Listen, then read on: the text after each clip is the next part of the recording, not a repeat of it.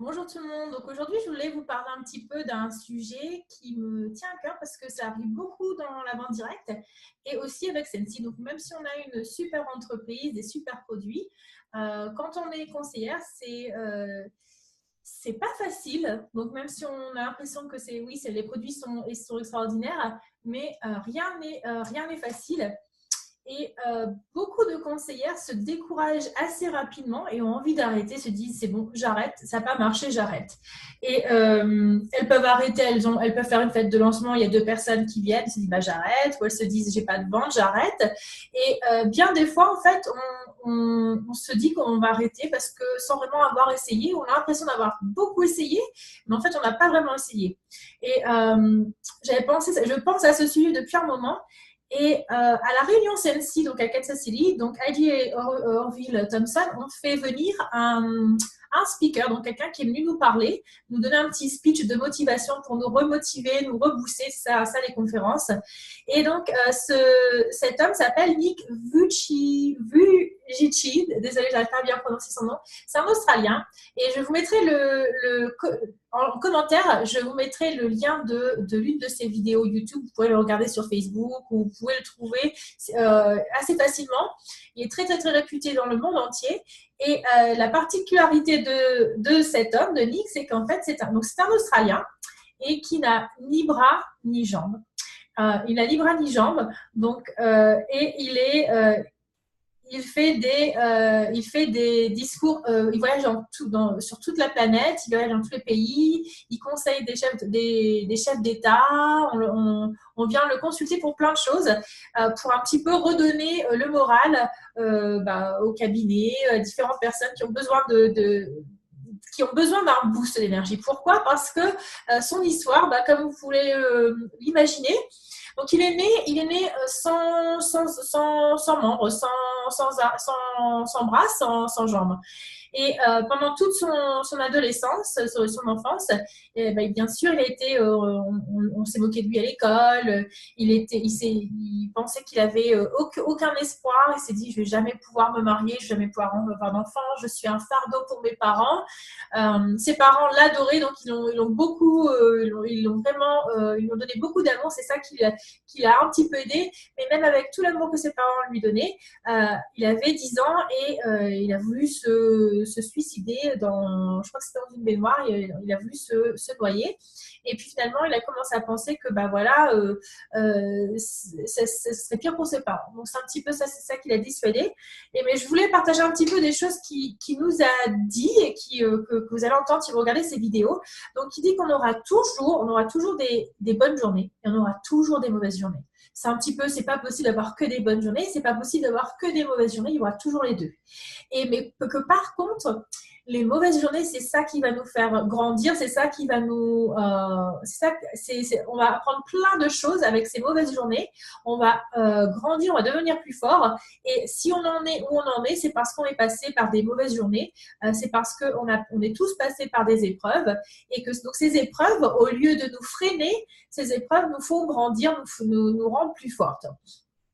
Donc ça, c'est ce que je voulais par rapport à Sensi. C'est quelque chose que je voulais un petit peu, je trouvais qu'il y avait vraiment un rapport entre les deux parce que des fois, on a des bonnes journées, donc c'est facile de dire ah bah oui, je réussis bien aujourd'hui, j'ai commencé, j'ai eu mon démarrage sensationnel, j'ai eu plein de fêtes et tout, ça marche super bien et tout, on arrive à faire des fêtes, tout marche bien. Et puis d'un seul coup, on comprend plus rien, il n'y a plus de fête, il n'y a plus rien. Et on se dit, ah, ce mois-ci, j'arrive pas, il n'y a pas moyen. J'ai fait mon suivi de clientèle, j'ai aucune cliente qui est intéressée. Les gens me disent que c'est trop cher, les gens me disent qu'ils n'ont pas le temps de faire des fêtes. Et puis, on se prend des non, on se prend plein de mauvaises journées. Et puis on se dit, c'est tout, j'arrête, parce qu'il n'y a pas d'intérêt. Moi, on m'avait dit que ça se vendait tout seul, on m'avait dit que ça se vendait tout seul, que c'est des produits de qualité et tout. Et puis finalement, je me rends compte qu'il y a plein de gens qui veulent pas faire de fête, qui veulent pas acheter, qui veulent pas devenir conseillère. J'ai demandé à 10 personnes, elles m'ont dit non. Donc j'arrête. Voilà, j'ai fini, j'arrête.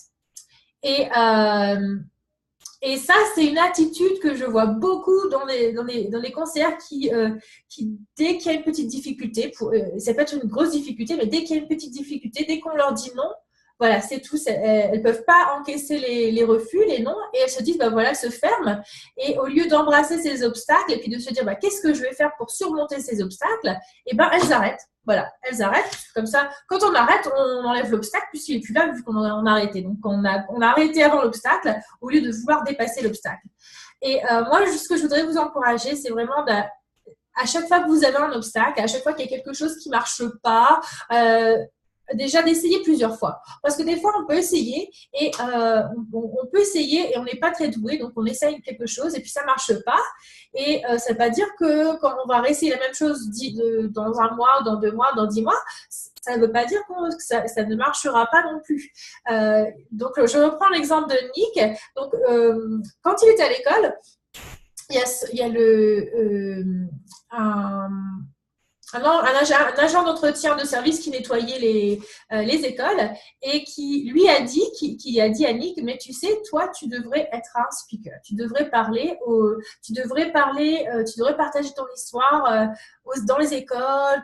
C'est ça que tu devrais faire dans ta vie. Voilà, c'est ça ton but dans la vie, c'est de parler aux gens, de leur expliquer ton histoire et puis de leur partager un petit peu ta philosophie parce que tu pourrais aider beaucoup de monde. Et puis bon, il s'est dit oui, je vais faire ça, ok. Et donc, il a commencé à prendre le téléphone. Et puis, la première fois, il a dit oui, est-ce que vous voulez, j'aimerais bien venir parler, j'ai pas de jambes, j'ai pas de bras, est-ce que je pourrais parler à votre école? On lui a raccroché au nez. Donc après, il essaye encore une fois, il rappelle notre école, et puis bon, on lui raccroche toujours au nez. Et puis, au fur et à mesure où il rappelle, il a commencé à prendre plus d'assurance et il a commencé à mieux se présenter au téléphone. Il dit oui, bonjour, je m'appelle Nick, je n'ai pas de jambes, pas de bras. Je pense que je suis speaker, je fais des interventions dans les écoles et je vous propose le service. Et là, on lui a dit oui. Et donc, il était super content. Et alors, je crois qu'il y avait 3 heures de route pour aller parler à cette école. Il s'est dit, il faut absolument que j'y aille et tout. C'est ma première chance de pouvoir parler dans une école. Je vais le faire et tout. Il a demandé à son frère ne voulait pas. Donc, il a dû payer son frère pour qu'il le conduise. Une fois qu'il arrive à l'école, il ne savait pas, en fait, il savait pas le sujet de sa discussion. Il ne savait rien du tout. En fait, on lui a dit, ah bah oui, c'est pour parler à 3 personnes. Donc, il était vachement déçu pour gagner $50, je pense. Et il s'est dit, ah là là, j'ai fait tout ça et puis ça n'a pas marché. Et puis un jour, on l'appelle, on lui dit, oui, est-ce que vous êtes Nick le speaker et elle dit oui. Et la personne, elle dit, oui, vous avez été génial et tout avec les profs à qui vous avez parlé. On a envie que vous reveniez et que vous parliez à toute l'école. Je pense que c'est ça. Peut-être que je me trompe, il faudrait que je regarde sa vidéo encore, mais c'est le même principe, même si ce n'est pas l'école ou notre école. Mais donc, c'est venu comme ça. Donc, il s'est pris plein de noms, on lui a raccroché au nez plein de fois. Et à chaque fois qu'on lui a raccroché au nez, il a continué. Il a amélioré sa façon de se présenter parce qu'au départ, voilà, il était là, oui, j'ai pas de jambes, pas de bras. On pensait qu'il se moquait un petit peu on pensait que c'était une blague, donc on ne prenait pas au sérieux. Mais plus il a pris d'assurance, plus il a continué à appeler, plus il est devenu meilleur. Et donc ça, c'est pareil quand on est conseillère Sensi, on va nous dire non et on se dit mais pourquoi on m'a dit non et au lieu de se dire de le prendre mal et de se dire ah bah non, ils sont pas intéressés, voilà, je passe à autre chose. Au lieu de se dire ça, il faudrait peut-être se dire qu'est-ce que j'ai fait, comment je pourrais mieux présenter la chose. Est-ce que peut-être j'ai pas été assez peut-être que j'étais pas assez sûre de moi. Donc à chaque fois, il faut continuer. Donc, il faut continuer. C'est un peu comme quand on apprend l'instrument de musique. Au départ, quand on commence, on ne sait pas s'en servir. Et plus on s'entraîne, plus on devient meilleur. Et ça, en tant que conseillère, ou même dans la vie, c'est pareil partout. Quand on commence, on fait plein d'erreurs, on se prend plein de noms. Et au fur et à mesure où on fait ça régulièrement, on continue de faire ça régulièrement, on s'entraîne, on devient meilleur, on se forme, on développe des qualités qu'on n'avait pas au départ. Et plus on fait ce travail, même s'il y a des obstacles, plus on réussit. Donc, les conseillères qui réussissent, qui sont superstars directrices, ce n'est pas forcément les conseillères qui ont un diplôme universitaire en marketing, en réseaux sociaux. Ce n'est pas forcément des personnes qui avaient déjà 10 000 amis avant. Ce n'est pas des personnes qui sont super extraverties. Il y a plein de superstars directrices qui sont introverties. Donc, ces personnes-là, ce qu'elles ont en commun, c'est qu'en fait, à chaque fois qu'il y avait un obstacle, elles ont vu cet obstacle comme une opportunité d'apprendre, comme une opportunité de s'améliorer, au lieu de se bloquer, de se dire c'est un obstacle, j'ai pas envie de le franchir parce que j'ai essayé de sauter la barrière une fois, je me suis plantée, alors j'arrête. Voilà. Et donc, c'est ça la différence entre les conseillères qui vont réussir et les conseillères qui vont arrêter. Les conseillères qui arrêtent, c'est pas parce qu'elles n'ont pas de clientes, c'est pas parce qu'elles habitent dans la campagne, c'est pas parce qu'elles n'ont pas d'amis, c'est pas parce qu'elles n'ont pas d'argent, c'est pas parce parce qu'elles travaillent trop. Ça, c'est des excuses que tout le monde utilise parce qu'on n'a pas envie d'essayer de se dépasser. On voit un obstacle et puis ça nous freine et puis on arrête. Alors que si vous dites, voilà, c'est un obstacle, j'ai pas réussi, ok, je vais refaire. Et puis, la prochaine fois que je refais la même chose, je vais essayer de m'améliorer, je vais essayer de le faire mieux et je vais essayer de voir pourquoi ça n'a pas marché la première fois. Peut-être que, par exemple, je vais vous donner un exemple. Moi, je fais des open house, donc des maisons ouvertes chez moi. Je crois que j'en ai fait depuis que j'ai rejoint Sensi, j'ai dû en faire 5. Et à chaque fois, c'est un flop. À chaque fois, il n'y a jamais personne qui vient. La fois dernière, il y avait 2 personnes qui sont venues. Donc, à chaque fois, c'est des flops. Et je peux me dire, donc je me suis dit plein de fois, j'en fais plus. Je fais plus des maisons, des journées portes ouvertes, j'en fais plus. Il n'y a jamais personne qui vient. Je suis nulle. Il n'y a personne qui est intéressé. À chaque fois, je me déprime pendant toute la journée. Je me dis, c'est pas possible.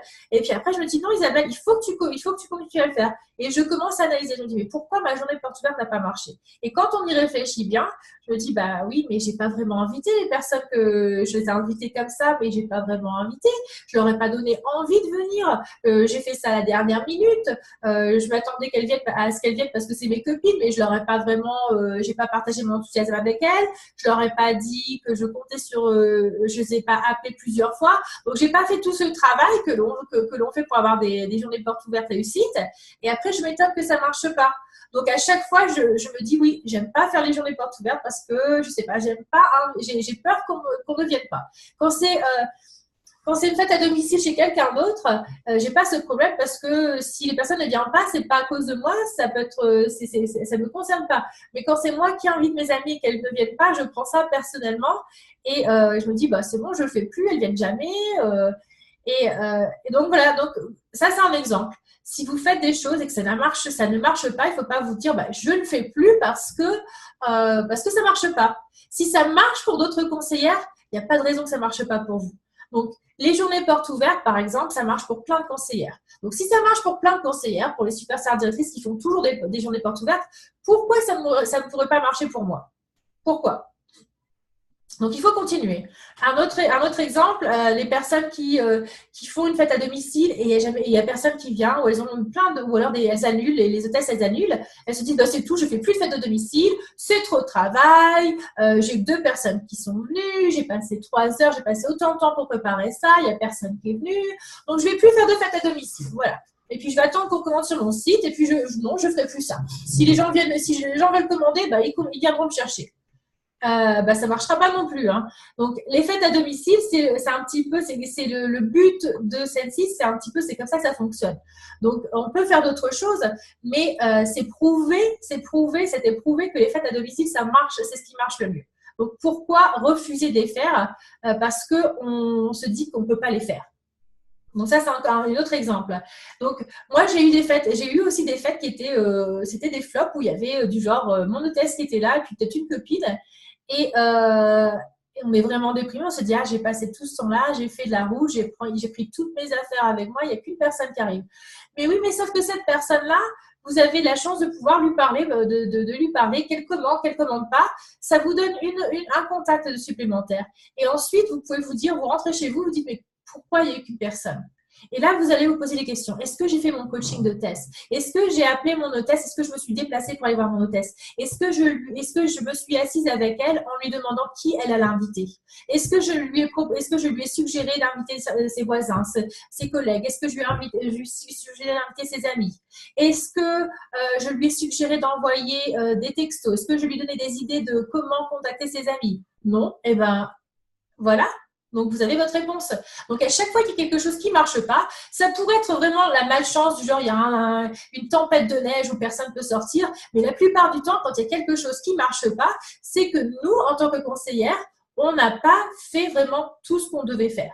Donc, c'est un petit peu difficile de se remettre en question, mais quand on a un obstacle, il faut, donc quand on a une mauvaise journée, une mauvaise fête, c'est des opportunités d'apprendre, c'est des opportunités de se former. Donc, quand on a une mauvaise fête, au lieu de se dire j'arrête, je ne fais plus de fête parce qu'il n'y a personne qui est venu, donc on peut se demander, on peut se dire alors pourquoi elle n'a pas marché ma fête? Qu'est-ce que j'aurais pu faire pour améliorer ma fête? Est-ce que j'ai fait est-ce que j'ai fait mon coaching de test? Est-ce que mon hôtesse est vraiment motivée? Est-ce que j'ai su la motiver? Est-ce que je lui ai parlé des cadeaux d'hôtesse? Est-ce qu'elle comprenait vraiment qu'il fallait 200 points pour avoir une fête? Est-ce qu'elle comprenait ça et ça?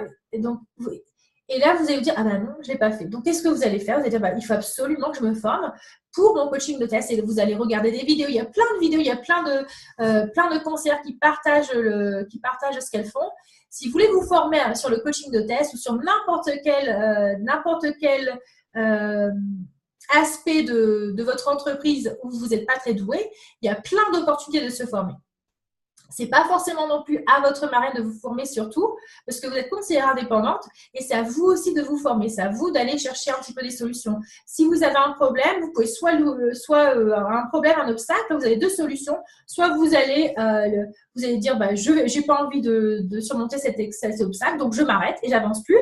Ou alors vous allez vous dire j'ai vraiment envie d'avancer, donc s'il faut que je surmonte cet obstacle, je vais le faire. Et cet obstacle, il va m'aider, parce que plus je vais avoir d'obstacles, plus je vais m'améliorer et plus ça va me rendre forte.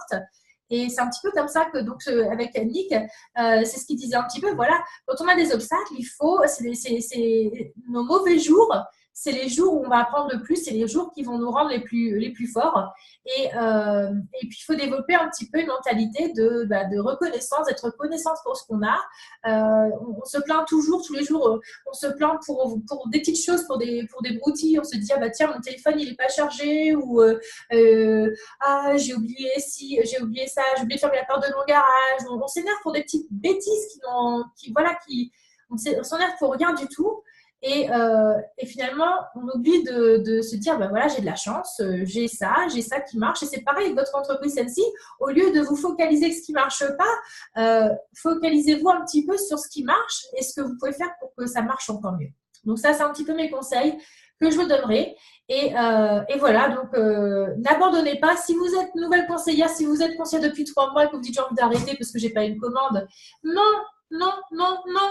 C'est trop tôt pour arrêter. C'est trop tôt, même 1 an, c'est trop tôt pour arrêter. Il faut, si vous voulez arrêter parce que vraiment ça vous passionne pas, parce que vraiment c'est quelque chose que vous détestez faire, parce que vous n'avez pas envie de faire ça, vous avez envie de faire autre chose. Oui, mais si vous arrêtez parce que c'est difficile, non, c'est pas une raison. C'est pas une raison d'arrêter parce que c'est difficile. Parce que chaque chose qui vaut la peine chaque chose qui en vaut la peine, ça mérite c'est difficile. On peut jamais, il n'y a jamais quelqu'un qui a gagné une médaille d'or aux Jeux Olympiques sans travail, sans être fatigué, sans avoir sacrifié quelque chose.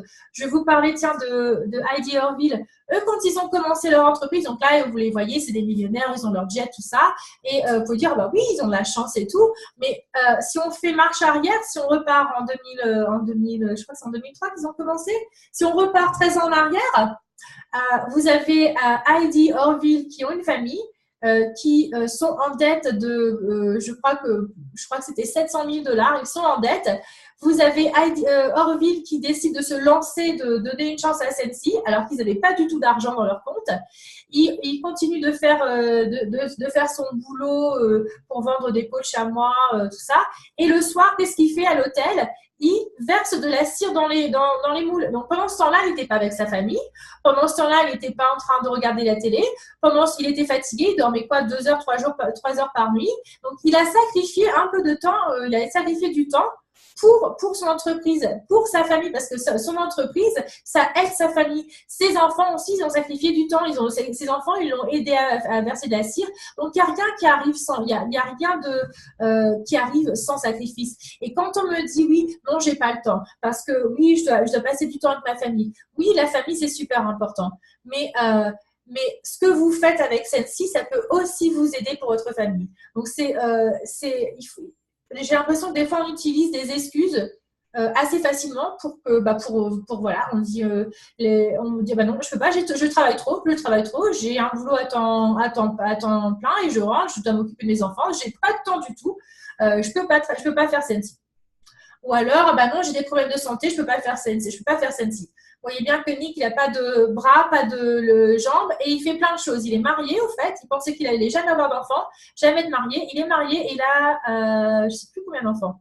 Donc, il a fait plein de choses. Donc, les obstacles, c'est nous qui nous les mettons. Des fois, c'est nous qui nous mettons ces barrières et il faut embrasser ces barrières. Il faut se dire, bah, je vais les dépasser. Voilà. Et quand vous dites, bah, juste non, j'ai trop de, je veux pas faire de fête à domicile, j'ai pas envie d'avoir des gens chez moi.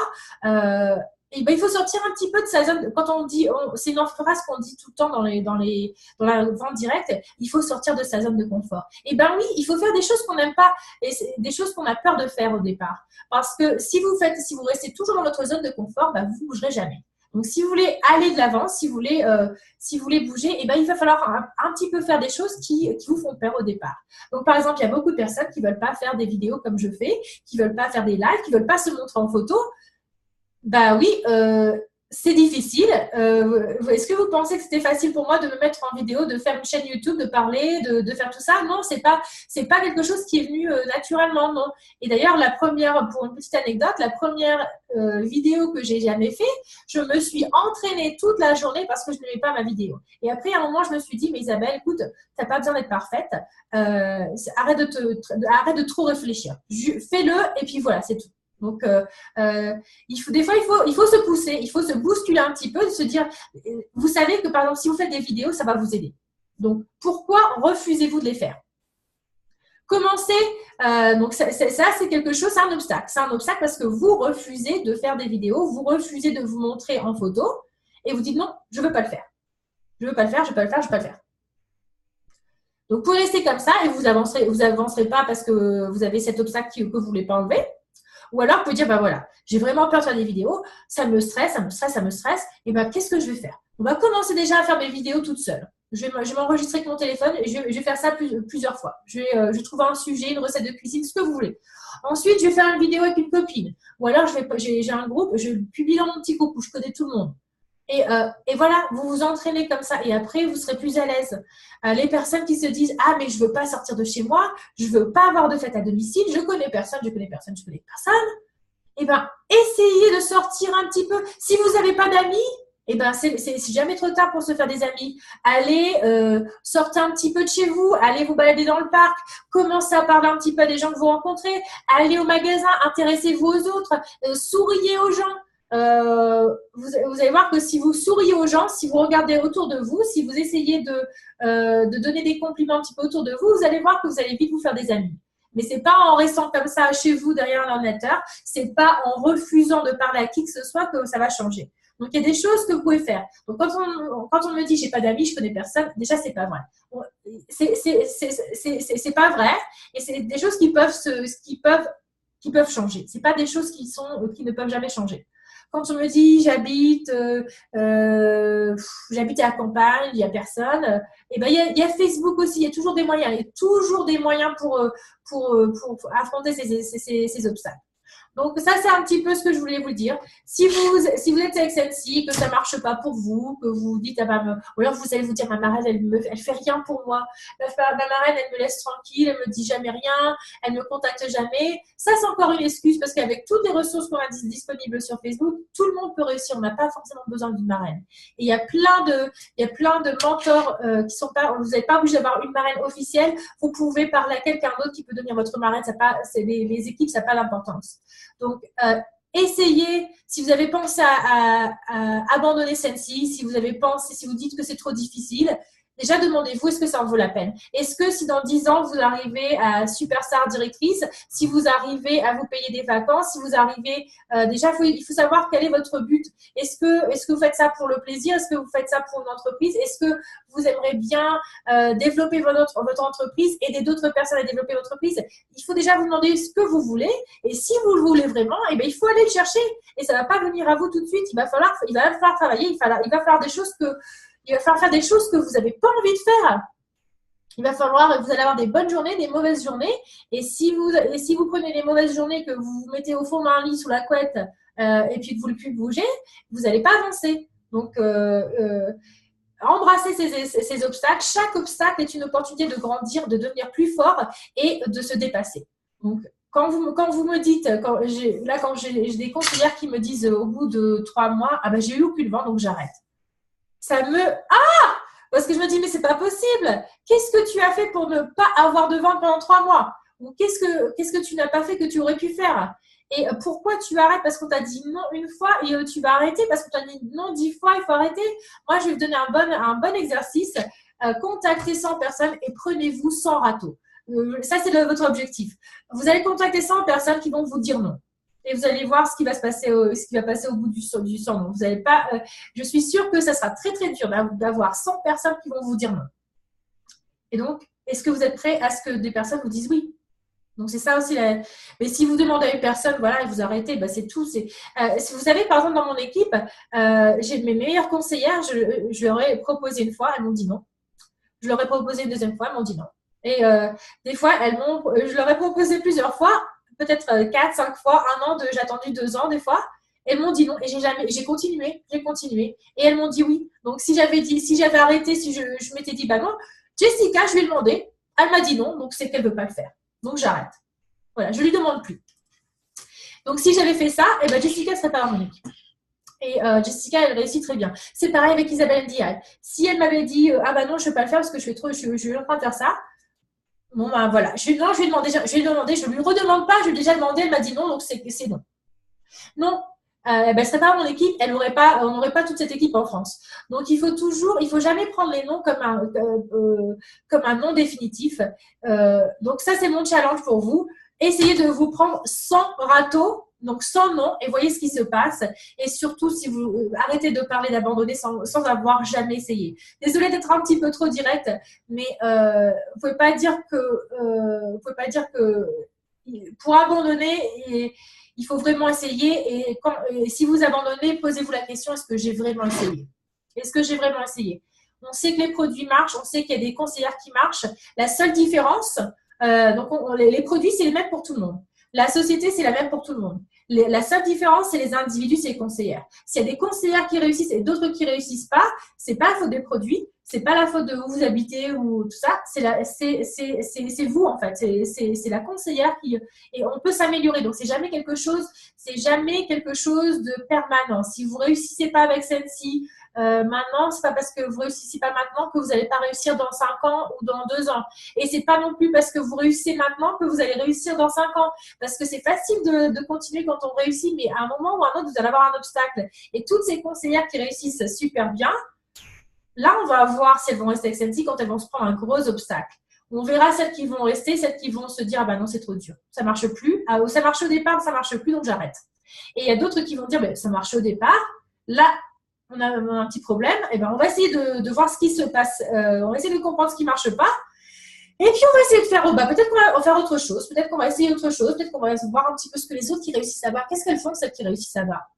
Je ne vais pas les copier parce que si vous les copiez, vous ne pouvez pas être la même personne qu'une autre conseillère. Donc, par exemple, moi, j'adore Annick Gervais, mais je ne vais pas commencer à la copier, à faire exactement ce qu'elle fait. J'adore Katie Farmer. Je ne vais pas essayer d'être Katie Farmer. Donc, ce que vous pouvez faire, c'est que vous pouvez vous observer. Donc, observez celles qui réussissent. Voyez ce qu'elles font.